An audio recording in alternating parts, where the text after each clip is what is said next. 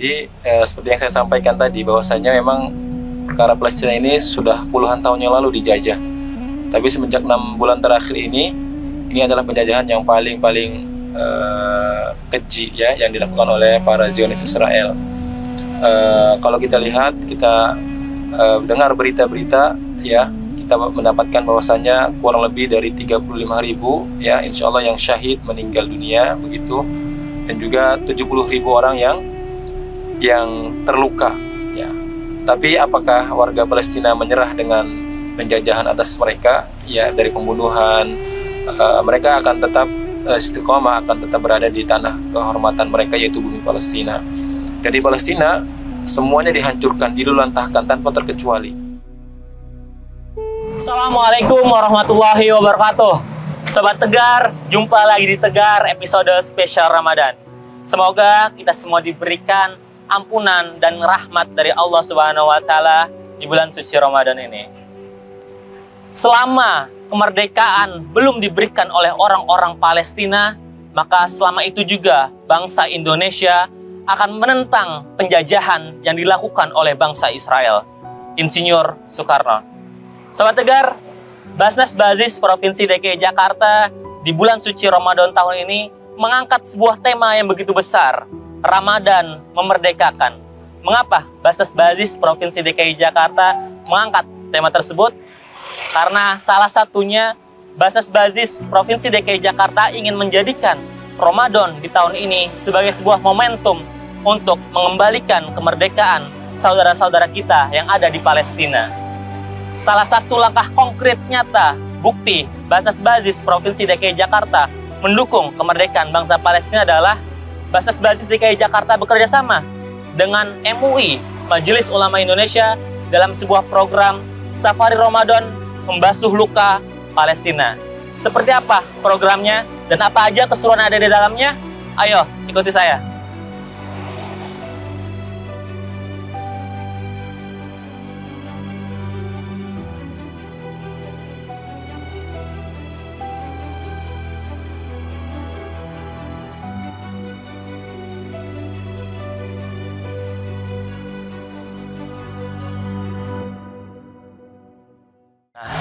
Sobat Tegar, saat ini saya sudah ada di Hotel Sofyan. Saya akan menjemput salah satu syekh hasil kolaborasi antara Basnas dengan MUI Pusat. Jadi di sini ada salah satu syekh di antara 11 syekh yang ada. Nah, ini kita akan jemput beliau untuk mengikuti kegiatan Safari Ramadan insya Allah di hari ini. Ayo kita jemput langsung syekhnya.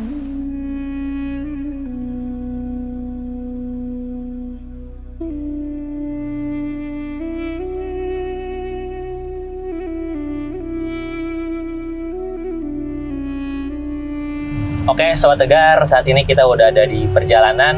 Alhamdulillah, kita berangkat dari jam 4 ya, jam 4 sore. Insya Allah kita ada jadwal untuk mengisi tarawih nanti di Masjid Taman Rempau Indah yang ada di Tangerang Selatan. Nah, ini timnya udah ada sama Syekh Ahmad Muhammad Said Al-Muhalalati. Nah, ini juga ada Bang Ayub selaku pendamping dari program Safari Ramadan Membasuh Luka Palestina. Nah, sambil kita jalan, kita coba untuk sambil berbincang ya dengan syekhnya ya.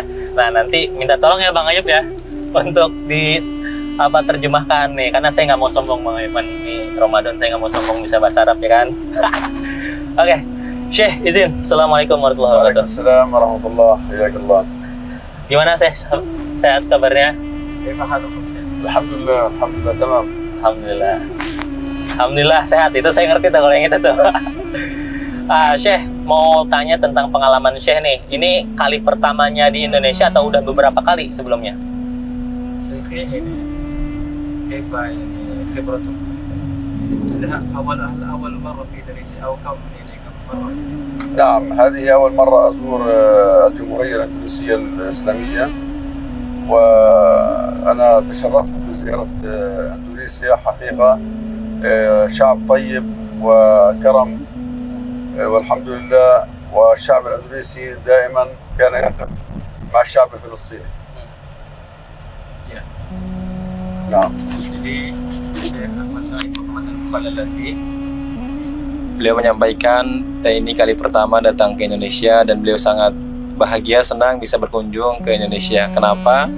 karena warga Indonesia, penduduk Indonesia ini sangat cinta dengan Palestina.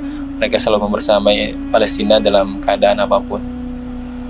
Oke, Masya Allah ya. Jadi langsung testimoni dari Syekh kalau orang Indonesia itu cinta dengan warga Palestina dan membersamai Palestina dalam kondisi apapun.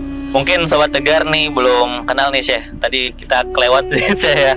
Mungkin bisa diperkenalkan Syekh, namanya Syekh, terus asalnya dari mana Syekh, terus apa namanya, aktivitas di tempat asalnya Syekh sebagai apa gitu.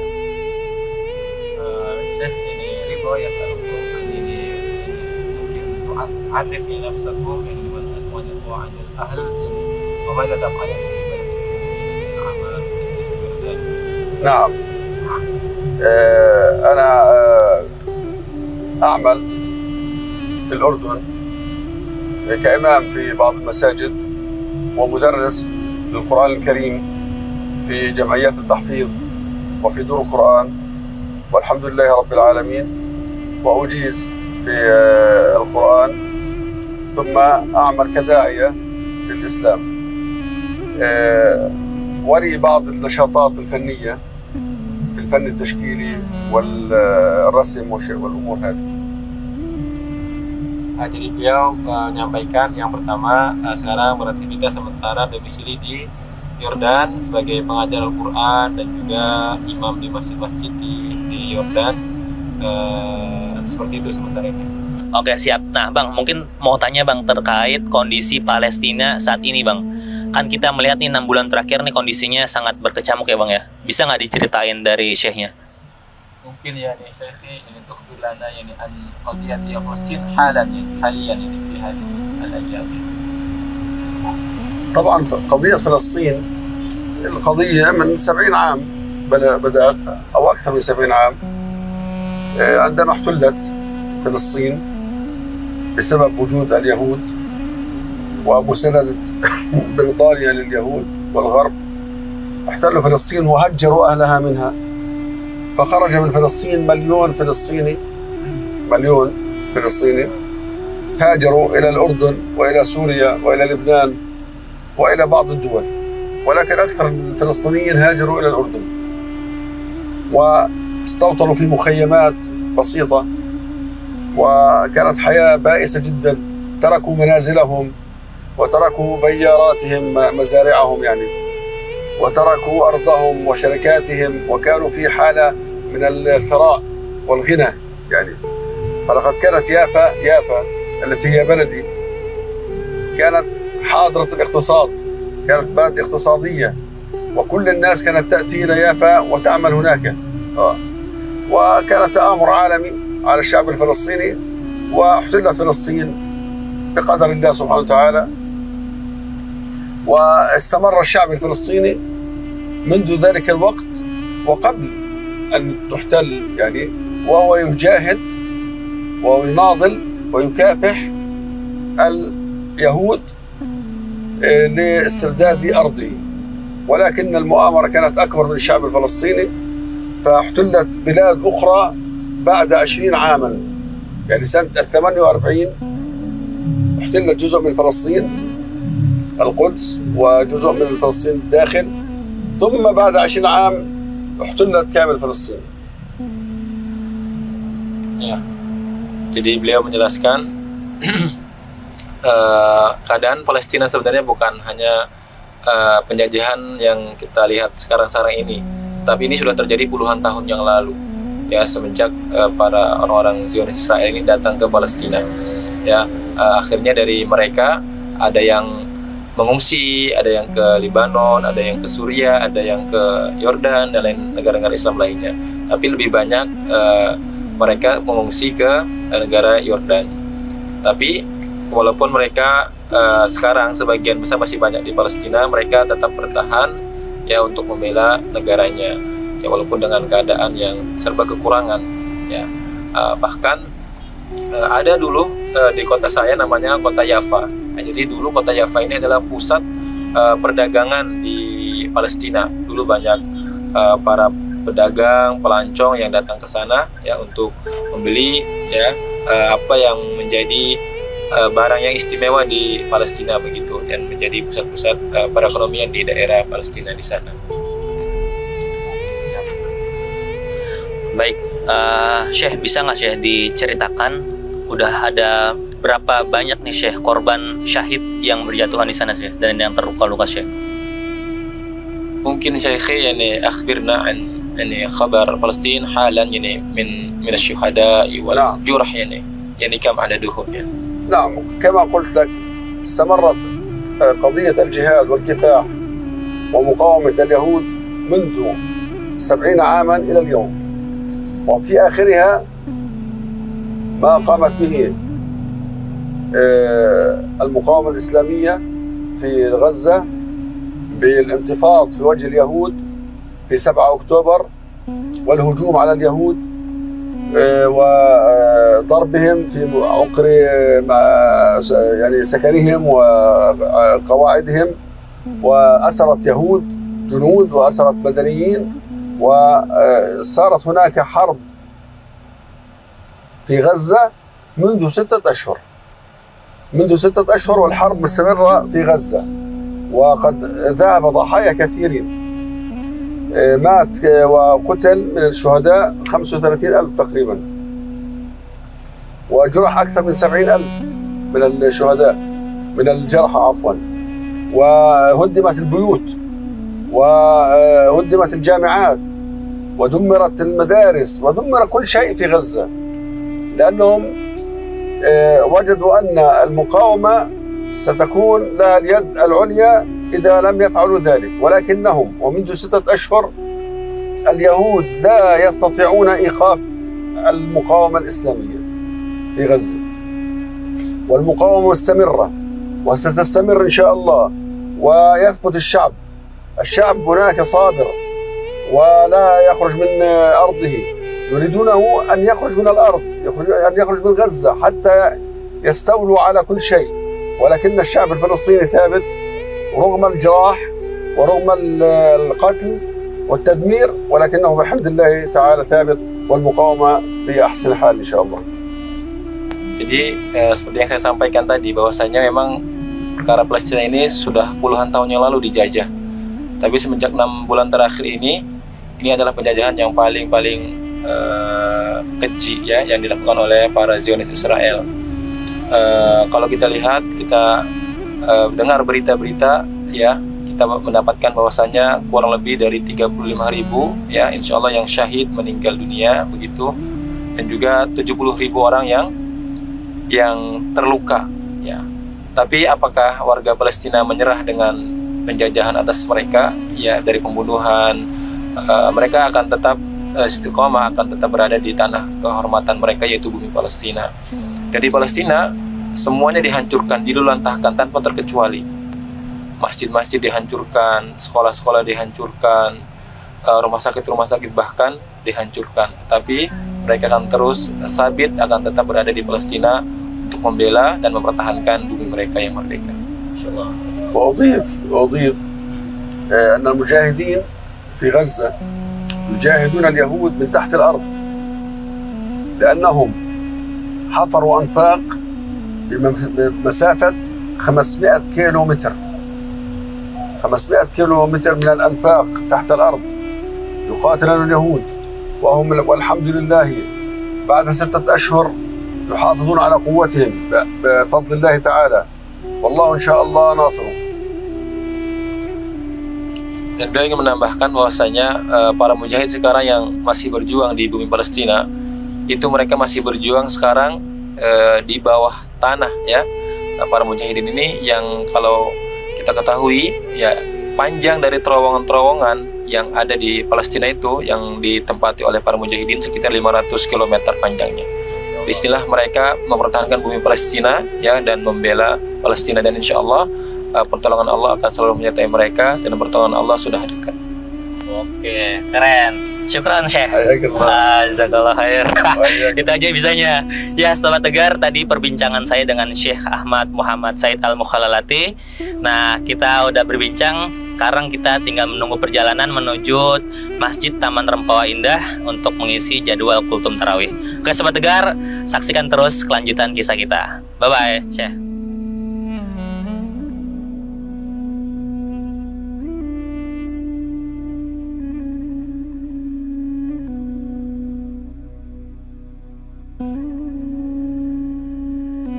Alhamdulillah.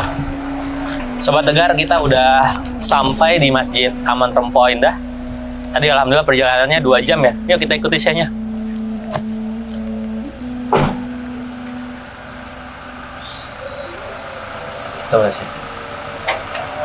Di mana bro ininya? Acaranya? Sini. Ya. Saudara. Nanti habis sholat isya. Ya, acaranya.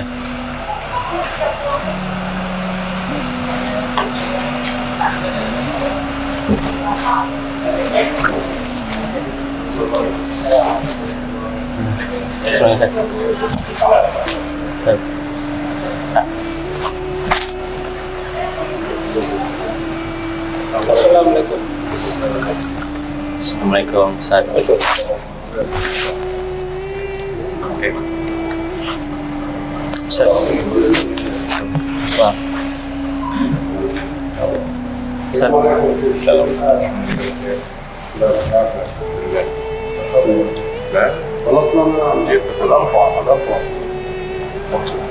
Nah, di sini nanti kita akan melakukan sesi sholat tarawih dan akan dilanjutkan dengan acara nuzul Quran. Insya Allah nanti dari syekhnya akan menyampaikan tausiah mengenai Al-Quran dan keutamaan bumi Palestina.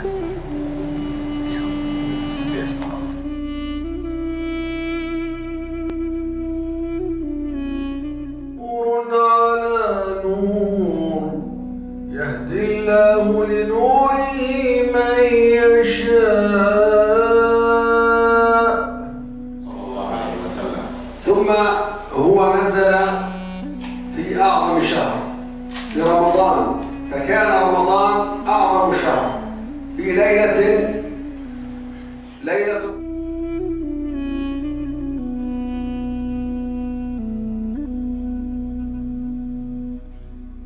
Assalamualaikum warahmatullahi wabarakatuh. Sobat Tegar, saat ini saya sudah bersama dengan pendamping program Safari Ramadan dari Basnas Bazis Provinsi DKI Jakarta. Ustaz Ayub. Ya. Assalamualaikum Ustaz. Waalaikumsalam warahmatullahi wabarakatuh. Gimana Ustaz kabarnya Ustaz? Alhamdulillah sehat. Sehat Ustaz ya. Ustaz Ayub ini adalah pendamping program Safari Ramadan membasuh luka Palestina. Ya. Oke. Nah, Ustaz, boleh nggak Ustaz dijelaskan nih ke Sobat Tegar, apa sih tuh program Safari Ramadan dan kenapa bisa muncul program itu dari Basnas Bazis gitu, Ustaz? Ya. Jadi program ini adalah program kolaborasi ya antara Majelis Ulama Indonesia dan juga Badan Amil Zakat Nasional. Dalam hal ini Basnas Bazis DKI Jakarta.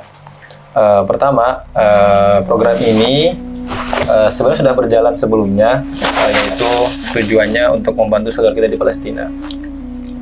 Di tahap sebelumnya kita sudah menyalurkan kurang lebih 200 miliar lebih ya bantuan sudah disalurkan ke Palestina melalui perbatasan Mesir di Rafah. Alhamdulillah, dan sahabat Tegar bisa melihat juga di media pemberitaan kita di media sosial di Instagram. Beberapa hari yang lalu sudah menyalurkan juga bantuan yang sudah dikirim melalui Rafah. Kenapa kita melakukan atau menjalankan program ini? Pertama yaitu banyak sekali tersiar berita-berita yang kurang akurat ya tentang keadaan saudara kita di Palestina. Maka kita mengundang dari Majelis Ulama dan juga Basnas Nasional dalam hal ini untuk memberitakan langsung ya daripada masyaikh ini yang dari Palestina apa yang sebenarnya terjadi di sana, karena mereka yang mengalami ya. Bahkan Syekh Ahmad Muhammad Said Al-Mukhallalati yang Syekh bersama kita sekarang hari ini ya kan, beliau masih ada saudaranya di sana, terus bahkan putri beliau masih ada di sana, bahkan cucu beliau itu lahir di waktu sedang adanya gempuran-gempuran dari Zionis Israel. Nah, ini yang harus kita beritakan kepada saudara kita di Indonesia. Dan yang kedua, bantuan ini bukan hanya sekedar bantuan yang sifatnya sementara dalam hal ini, tapi kita akan menginginkan merencanakan bantuan yang lebih besar dalam hal ini ketika insya Allah nanti Palestina sudah damai, ya kan, kita akan merekonstruksi ulang Palestina. Kita akan membangun lagi recovery betul ya, rumah sakit yang kita kemarin sudah bangun ya kan, rumah sakit Indonesia, terus Masjid Istiqlal Indonesia yang ada di Palestina juga sudah dihancurkan oleh Zionis Israel.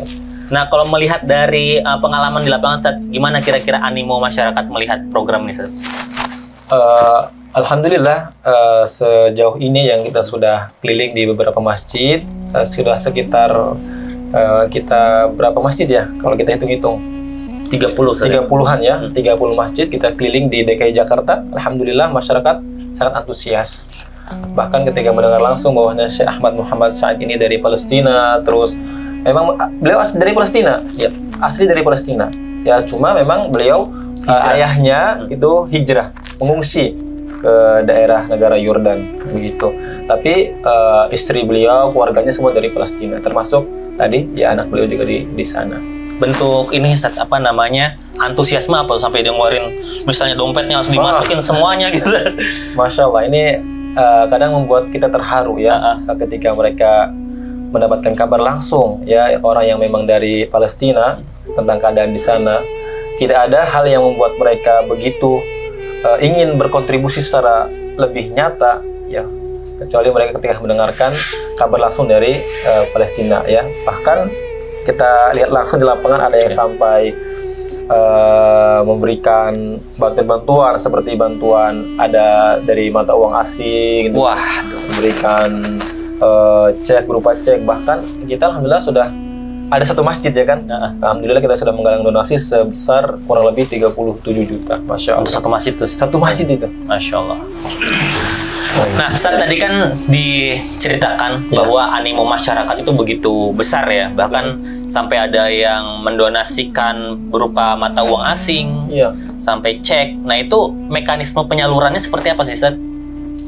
Jadi pada dasarnya seluruh lembaga amil zakat di Indonesia ini ya semuanya bekerja sama ya dalam hal ini mengumpulkan bantuan untuk saudara kita di Palestina ya berupa uang begitu. Nah nanti itu pintu masuknya satu melalui Badan Amil Zakat Nasional, dalam hal ini lembaga yang diamanahi oleh pemerintah untuk mengumpulkan dana sedekahnya dan infaknya untuk saudara kita di Palestina.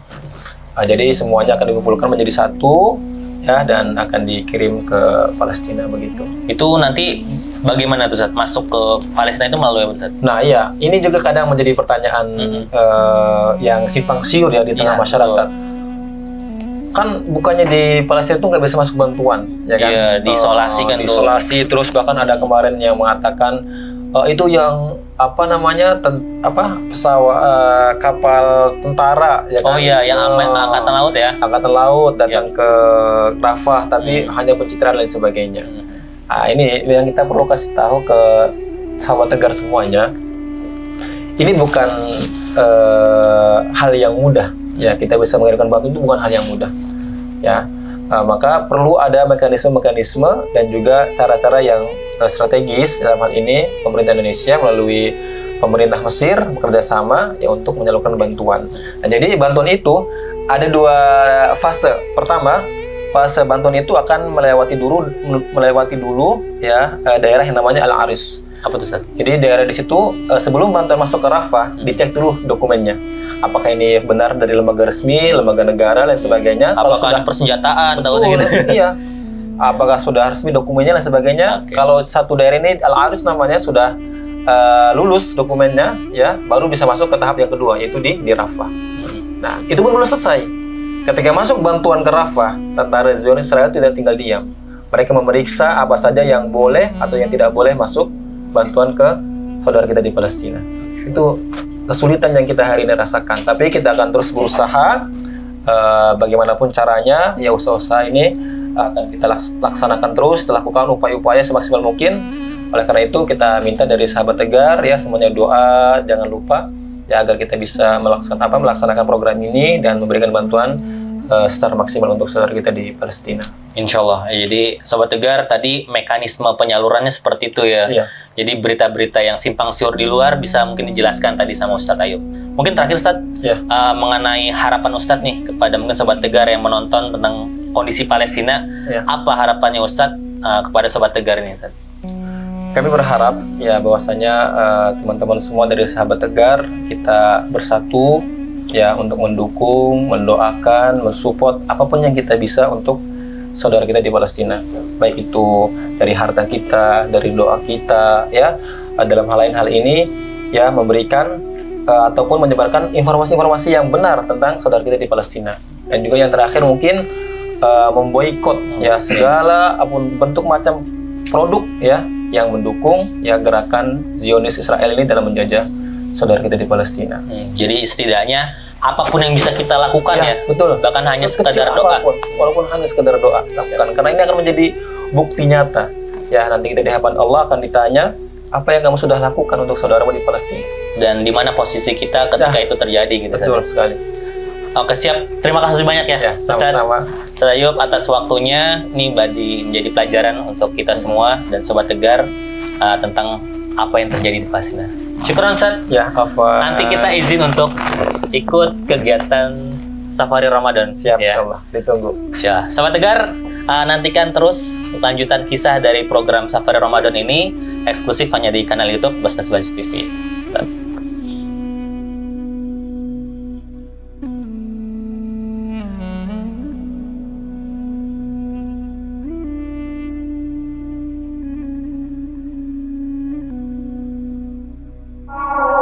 Sobat Tegar, demikian episode Tegar kali ini di mana kita mengikuti sebuah program Safari Ramadan membasuh luka Palestina dari Basnas Bajis Provinsi DKI Jakarta.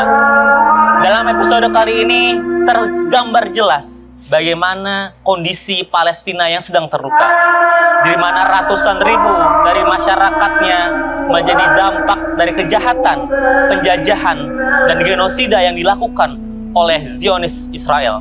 Lantas apa yang sudah kita lakukan untuk saudara-saudara kita di Palestina? Apakah kita hanya diam menonton kejahatan yang terjadi, atau kita ikut menolong dan hadir tunjukkan diri? Jangan sampai posisi kita lebih rendah daripada hewan. Apa perbedaan antara hewan dengan manusia? Bahwa hewan hanya merasakan rasa sakitnya untuk dirinya sendiri, tetapi manusia seharusnya kita bisa merasakan rasa sakit yang dirasakan oleh orang lain. Saya Ridho Adi Budianto, saksikan Tegar episode selanjutnya hanya di kanal YouTube Basnas Bajis TV.